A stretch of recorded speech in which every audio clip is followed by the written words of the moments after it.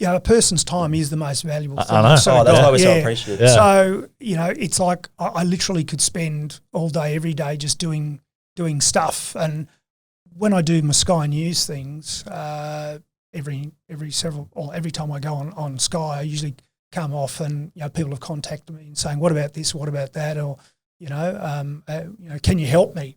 I get lots of, can you help me? No one will help me. Yeah. And that's a bit heartbreaking because you do try and help people, but I'm not in office anymore. They see me on the TV and they think, he was the Premier and he can help me. And it's hard. I can refer them, I can make calls to people. I do all that. I'm particularly concerned about these Australians who are trapped overseas who no one seems It went up as well. Yeah, no one seems to give us stuff about them. I'm quite angry about it. It just I'm trying to lobby a few of the senators for Queensland to say, look, you've got to stand up for these people. Sadly, there are many people in the community who think, it's their fault. That's bull. Their situation's changed. These are people who are sort of, they might have had a contract in the UAE. I mean, literally, these are stories we've seen, and the contract's over, it's finished. And by the way, at the time, the federal government said, look, if you've got a job, if you're safe and secure and you've got a job, stay where you are. Now the federal government's been trying, they were trying this line. Well, we told you to come home in March, which is not what was said. They said it was come home in March if you don't have means of support and all that. That's really what was said. So look, the politicians should be looking after those people. They're our friends, their families, they're our loved ones, and those who need to come home should be helped to come home. I 100% agree. I read that's gone up because situations have changed overseas. Europe, they didn't expect a second wave as this bad, so now people are losing more jobs, and you're seeing the kind of list of waiting Australians go up. And I read a thing this morning where a guy had put it in his 10-page application and it was rejected within 20 minutes. He got the response. Well, I've got a beef with the federal government. I've been critical of the Prime Minister. I'll be critical again today. I've got a beef. He needs to do something about this, and so do the state premiers. The reason that we have a problem is that there aren't the flights. Why aren't there the flights? Because it's not economical to run the flights. Why isn't it economical? Because there is a quota on how many people they're allowed to bring into Brisbane each day based on what Anastasia Palaszczuk says she's prepared to actually supervise in quarantine.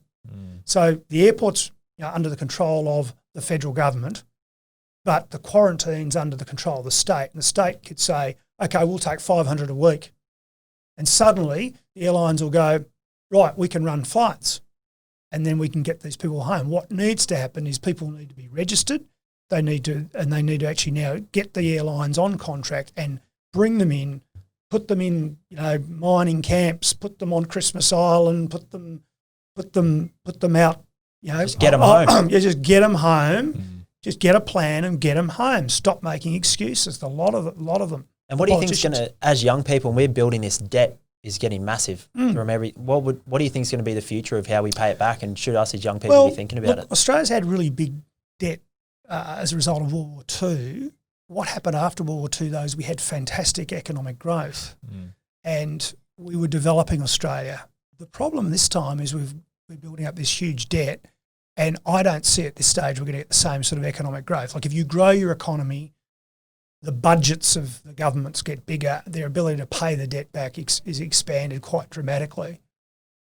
But at the moment, we're not going to get that growth. So what do we need to do to get the growth? Well, you're in business. These are the four things that have to happen that the politicians, again, don't have the guts to touch.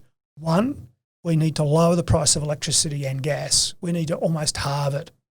Because you hear all these people carrying on about, we're going to get manufacturing back on shore. Well, that's ship sailed. That won't happen unless the energy input costs are low. The next thing we need to fast track approval times. We've got to have good projects approved quickly. Even in the middle of this crisis, councils around this country are sitting on projects. They just don't seem to get the message that if they get them out the door, 40% more quickly, they will create jobs.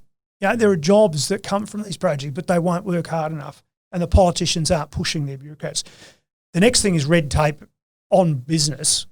I have been very critical again. The federal government had $750 million over 4 years to actually allow business with this digital strategy to engage with government. Well, you guys are across MyGov ID, aren't you? Yeah. Yeah, great stuff in it. Like, why should we have SuperStream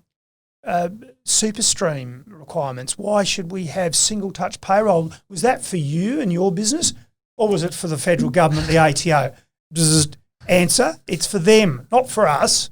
So what I'm trying to say is the politicians are clueless about the continual expansion of power and regulation by the federal and state bureaucracies and local government, which makes it harder and harder to run your business. You spend more and more time running with this stuff.